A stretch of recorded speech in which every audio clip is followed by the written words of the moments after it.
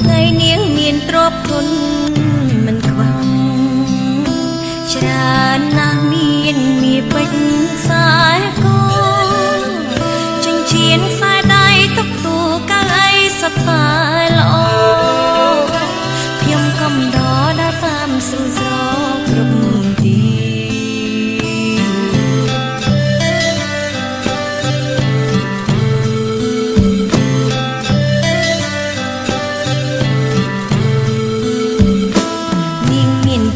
ជាកូនសេដ្ឋីអ្នកស្ដុកស្ដុំរៀងគាត់ហំពូកែសំដីគ្មានពីចង់ស្គាល់វេលាតើនាងយល់ព្រមប្រគល់ជីវិតបងទីដែលជាសង្សារអ្នកក្រក្រេនាងសានឈឺផ្សាចោលស្នេ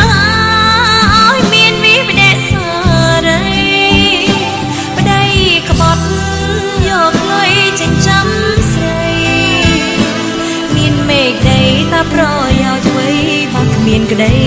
សុខ